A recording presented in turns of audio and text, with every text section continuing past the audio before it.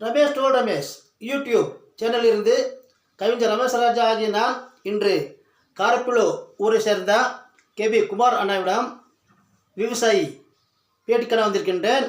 அண்ணா வணக்கங்கண்ணா. வணக்கம் சார். அண்ணா நீங்கள் இப்போ எத்தனை வருஷமாக இந்த விவசாயத்தில் ஈடுபட்டு கொண்டு இருக்கீங்க? நாங்கள் ஒரு சுமார் 40 வருஷமாக விவசாயம் பண்ணிட்டு இருக்கோம். 40 வருஷமா விடாமல்? விடாமல். இப்போ சமீபமாக மழை பெஞ்சு எத்தனை நாள் ஆகுது? மழை ஒரு மாசமா இல்லை. இந்த ஒரு போகமே மழை கம்மி தான், கொஞ்சம் தூரல் மாதிரி தான், நல்ல மழை இல்லை. இந்த ஒரு மாசமா சுத்தமாக மழை இல்லை. விவசாயில ரொம்ப பாதிப்பு. இந்த போகத்துக்கு இப்போ என்ன போட்டிருக்கீங்க? இந்த போக விலை பூண்டு போட்டிருக்கா, அதுக்கு சரியான ரேட்டு கிடைக்கல. கேள்விப்பட்டேன். காரட் போட்டிருக்கா, அதுக்கு கொஞ்சம் மழை இல்லை. எல்லாம் பாதிப்பு தான் விவசாயிக்கு. பாதிப்பு தான். இப்போ மழை வேற இல்லைன்றீங்க.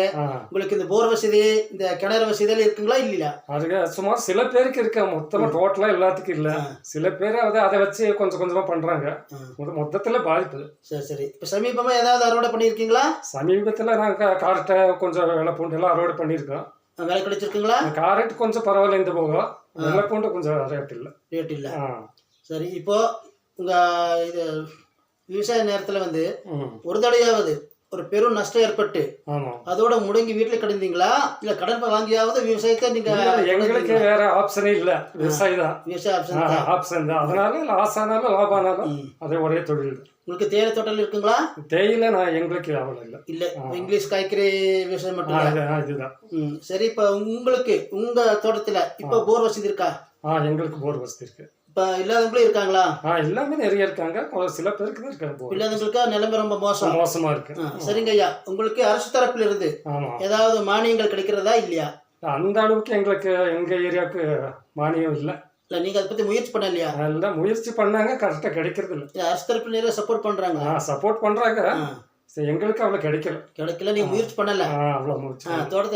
தோட்டக்கலைத்துறை போய் கேட்டா எல்லாமே தருவாங்க. நாங்க முயற்சி பண்ணல. நானும் சில இடத்துக்கு போய் விசாரிச்சேன், எங்களுக்கு எல்லாம் கிடைச்சதுன்றாங்க. ஸ்பிரிங்லரா மோட்டர் எல்லாம் சொன்னாங்க. இங்க கேட்ட வரைக்கும் சில வீட்டுல சில இடத்துல இல்லையாங்க. நீங்க முயற்சி பண்ணுங்க. சரிங்க ஐயா. உங்க ஊர் பொறுத்த மட்டும் விசேஷமான பண்டிகை, அது பிரசித்தி பெற்ற பண்டிகை எந்த பண்டிகை? எங்களுக்கு மாரி பண்டிகை. அது எந்த மாசத்துல வரும்? அது பிப்ரவரி மார்ச்ல வரும். அது பெரிய பண்டிகை. பெரிய பண்டிகை. நல்ல கூட்டங்கள் வருமா? கூட்டம் எல்லாம் நல்லா வரும். அன்னதானம் நடைபெறுமா? அன்னதானம் நடைபெறும். பிரச்சனை இல்லை. இன்னைக்கு உங்களுக்கு விடுமுறை? ஆமா, இன்னைக்கு விடுமுறை. இன்னைக்கு ஆயுத பூஜைங்கிறதுனால. ஆயுத பூஜைன்னா தோட்டம் எல்லாம் வேலை செய்யறதில்ல. எல்லாம் பூசை பண்ணி சாமி கும்பிட்டு. பொதுவா வார விடுமுறை எடுத்துக்கிறீங்களா இல்லையா? வார விடுமுறை திங்கக்கிழமை இருக்கு. திங்கக்கிழமை. சரி. உங்களுக்கெல்லாம் மேன் பவர், அதாவது வேலை செய்யற ஆளுங்க கைவசம் இருக்காங்களா? இருக்காங்க.